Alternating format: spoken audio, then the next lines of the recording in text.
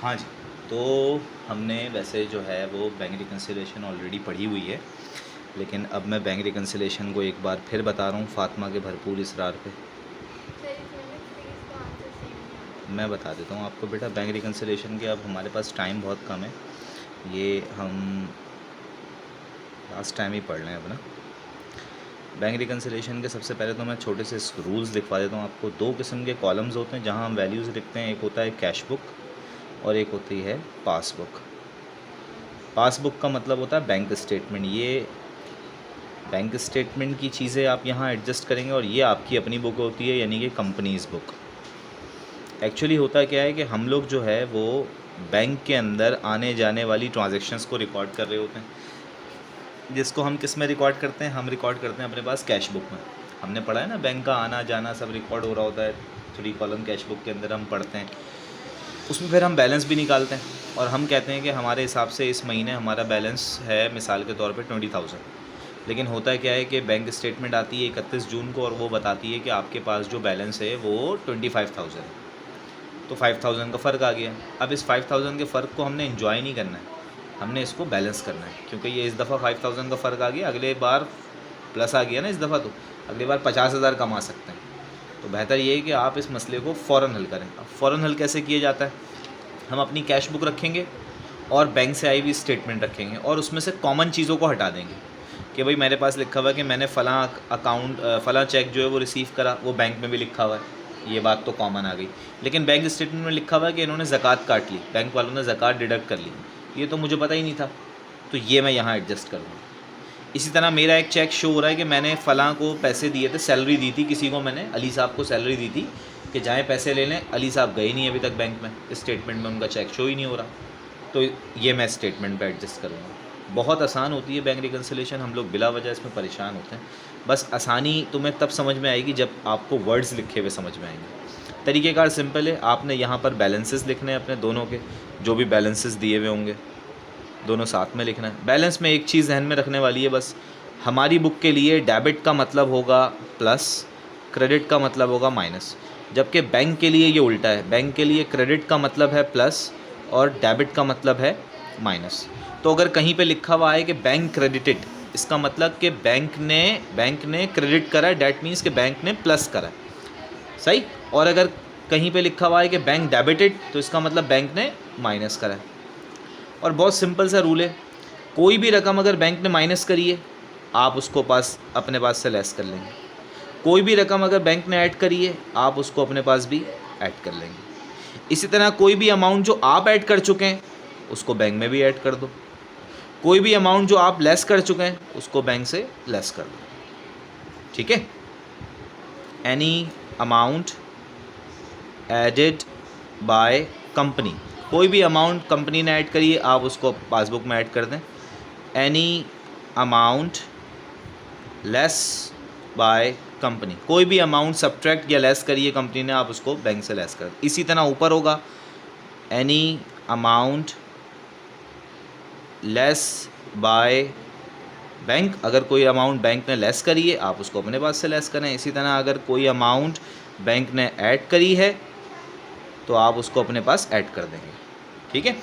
अभी जो है हम लोग इस मेथड को छोड़कर एक सवाल सॉल्व करते हैं। निकालो ज़रा कोई क्वेश्चन।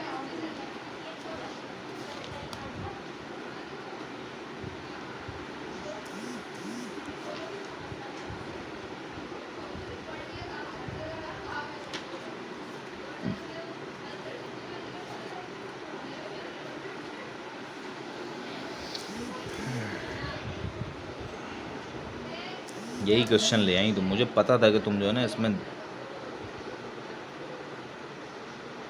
करा हुआ तो यही सही वाला ना आंसर सही नहीं आता। अजीब सा।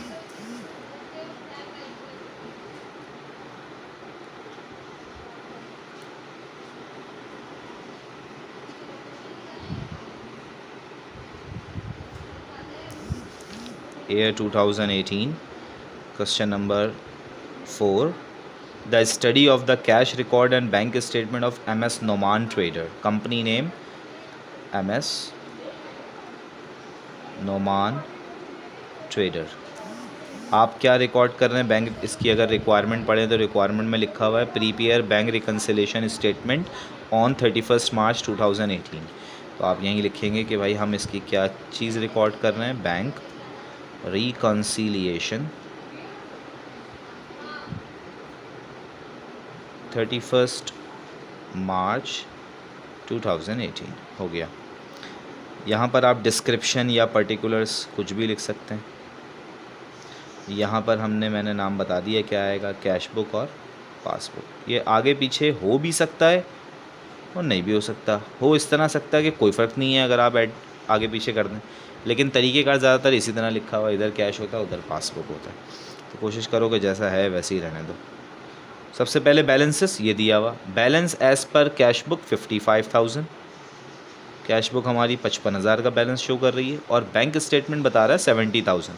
अब फातिमा तो बहुत खुश हो जाएगी, वो समझ रही थी 55,000 बैंक में है, लेकिन बैंक स्टेटमेंट बता रही है कितने हैं, 70। फातिमा खुश हो गई, फातिमा ने कहा अम्मी मेरी BC के पैसे आ गए। लेकिन जो है वो बाद में पता चला कि यहाँ पर मसले मसाइल कुछ और भी हो सकते हैं। अब यहाँ पर एक तीसरा पॉइंट लिखा हुआ है, चेक ऑफ ₹7500, ठीक है, 70,500 का चेक था, डिपॉजिटेड इन द बैंक, मैंने बैंक में जमा करवा दिया, बट ओनली 46,000 वॉज क्रेडिटेड, लेकिन सिर्फ 46,000 अभी बैंक में जमा हुए हैं। क्रेडिटेड हम पढ़ चुके हैं, बैंक के क्रेडिट का मतलब क्या होता है, प्लस, यानी बैंक ने सिर्फ और सिर्फ कितने अभी तक प्लस करें, 46। डैट मीन्स के 70,500 में से अगर मैं 46,500 माइनस करूं तो कितने बचते हैं, 24,500। ये अभी बैंक में ऐड नहीं हुए, लेकिन यार मैं तो करवा चुका हूँ ना, कभी ना कभी हो जाएंगे। तो अभी हमने ऊपर पढ़ा है कि अगर कोई रकम आप अपने पास ऐड कर चुके हो, एडिड बाय कंपनी, तो उसको खामोशी से बैंक में भी क्या कर दो, ऐड कर दो। जितने का फ़र्क आ रहा है 24,500 का, ये आपने ऐड कर दिया। यहाँ पर आपने लिखा ऐड और इसका रीज़न दे दिया अनक्लियर्ड चेक। ये वो चेक्स हैं जो अभी क्लियर्ड नहीं हुए, कभी ना कभी हो जाएंगे, बैंक ऐड हो जाएगा बैंक में। ये याद रखना, जब भी कहीं अनक्लियर्ड की बात आएगी ना, आगे पीछे अनप्रेजेंटेड यानी माइनस करने वाली भी लिखी हुई होगी बात, वो लिखा हुआ है। चेक ऑफ 63,000 इशूड, ये हमने माइनस करे 63,000, but only 31,000 presented for payment, लेकिन सिर्फ कितने लोग गए पैसे लेने, 31,000। तो बाकी जो 32,000 रुपये के चेक्स हैं वो अभी तक बैंक में निकलने के लिए, पैसे माइनस होने के लिए नहीं पहुँचे। लेकिन मैं तो माइनस कर चुका हूँ ना, मैंने तो चेक बना के दे दिए ना, आज नहीं गए कल चले जाएंगे। तो भाई ये पैसे बैंक से कभी ना कभी निकल जाएंगे, तो आप इसको बैंक में माइनस कर दें, क्योंकि आप माइनस कर चुके हैं, और इसको हम कहते हैं अनप्रेजेंटेड चेक। ये दो बातें हमेशा हर बैंक रिकन्सिलेशन में होती हैं, हर बैंक रिकन्सिलेशन में ये दो बातें होती हैं। उसके बाद 5वां point, direct deposit by the customer. ये भी आमतौर पे हर बैंक रिकन्सिलेशन में लिखा होता है। कह रहा है एक कस्टमर ने बैंक में 10,000 रुपये ऑनलाइन भेज दिए, डायरेक्ट भेज दिए, मुझे बताया ही नहीं उसने, बैंक गया, बैंक में मेरे अकाउंट में पैसे जमा करवा दिए, तो मुझे तो नहीं पता चला था ना, बैंक में ऐड हो गए, मुझे पता ही नहीं था। तो मैं अब ऐड कर लूँगा 10,000 और इसको लिख दूंगा मैं, या तो डायरेक्ट डिपॉजिट लिख दो, या अगर कस्टमर का नाम लिखा हुआ है तो आप लिख दोगे अकाउंट रिसीवेबल, ठीक है, आपकी मर्ज़ी है, आप यहाँ कुछ भी लिख सकते हैं। डायरेक्ट डिपॉजिट्स लिख रहा हूँ मैं, डिपॉजिट्स, ठीक है, ये लाजमी लिखना। उसके बाद है डिसऑनर, ये भी लाजमी आता है हर कैश बुक बैंक रिकन्सिलेशन में। डिसऑनर चेक कितना है, 350 का। याद रखो डिसऑनर हमेशा अपने पास से लेस होगा, क्योंकि ये वो चेक हैं जो हम समझ रहे थे कि बैंक में आ गए, लेकिन इस चेक में तो पैसे ही नहीं है ना। अब तुम्हारा चेक तुमने मुझे दिया, मैं समझा तो उसमें पैसे हैं, मैंने जमा करवा दिए, मैं खुश कि ये आ जाएंगे, लेकिन स्टेटमेंट के पीछे वो चेक वापस आ गया कि भाई इसमें पैसे, तो इसमें बैंक की तो कोई गलती नहीं है, उसमें पैसे है ही नहीं, तो मेरी गलती है कि मैंने ऐड कर लिया। अब मैं दोबारा मैं इसको लेस कर लूँगा और यहाँ लिख दूँगा डिसऑनर्ड चेक, ये लेस हो गया अपने पास से। उसके बाद क्या है, उसके बाद जो है वो हमारे पास 7th पॉइंट लिखा हुआ है बैंक सर्विस चार्जेस। भाई चार्जेस का क्या मतलब होता है, चार्ज का मतलब है माइनस करना, कट करना। तो बैंक ने अपनी सर्विस काटी है, कितने रुपए काटी है, 500 रुपये, तो बैंक ने अमाउंट लेस करी है ना मेरे अकाउंट से, मुझे पता नहीं था, मुझे अब पता चल रहा है, तो मैं भी 500 अपने पास से क्या करूँगा, लेस कर लूँगा और इसको मैं कह दूँगा बैंक चार्जेस लेस, ठीक है। उसके बाद last profit credited by bank, हमने पढ़ा है बैंक के क्रेडिट का क्या मतलब होता है, प्लस। बैंक के क्रेडिट का मतलब होता है प्लस, ठीक है। तो बैंक ने प्लस करा है प्रॉफिट कितने का, 1500 का। बैंक ने मुझे 1500 का प्रॉफिट दिया, पैसे वैसे जमा करवाते हैं लोग तो प्रॉफिट मिलता है, 1500 का प्रॉफिट मिला तो बैंक तो दे चुका है, मुझे अब पता चल रहा है तो मैं इसको अपने पास अब ऐड करूँगा। मैंने यहाँ लिख दिया प्रॉफिट इनकम, बैंक तो कर चुका है ना, बैंक नहीं तो दिया है तो उसको तो पता है ना। अब जब पैसे आपको बैंक दे रहा है तो बैंक को तो मालूम है, मुझे नहीं पता, तो मैं आप इसको अपने पास करूँगा ऐड। ये बैलेंस आपका आ जाएगा बराबर 55,000 प्लस 10,000 कितने हो गए, 65। 65 में से 3.5 गए, चलो ऐसे कर लो, 3.5 और 500 कितने होगा, 4। 65 में से 4,000 गए, कितने बचे, 61। 61 प्लस 1500, 62,500, ये आ गया बैलेंस। अब इस साइड पे आ जाओ, 70,000 प्लस 32,000, ये होगा 1,02,000। 1,02,000 में से 24 गए, ये तो गलत आ रही है वैल्यू। अब इसका बैलेंस चेक करो ज़रा अपने उसमें दूसरे 5 ईयर में देखो, दूसरे 5 ईयर में इसका ईयर देखो कि ये ईयर में कहाँ मिस्टेक है, होता है ना ईयर्स में गलती होती है।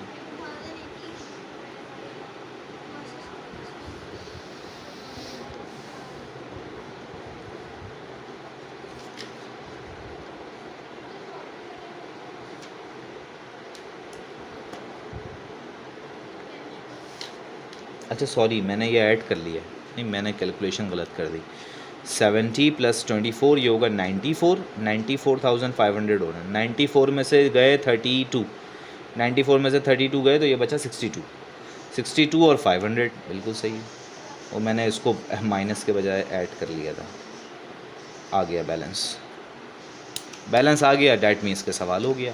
10 मार्क्स का क्वेश्चन है, यहीं पर बात ख़त्म हो जाएगी। पहले 20-25 मार्क्स का आता था तो इसमें एंट्रीज़ वगैरह भी वो पूछते थे, अब इतना कुछ नहीं है। 5 बातें 6 बातें आएंगी, आपने सॉल्व करना और बैलेंस ला देना है।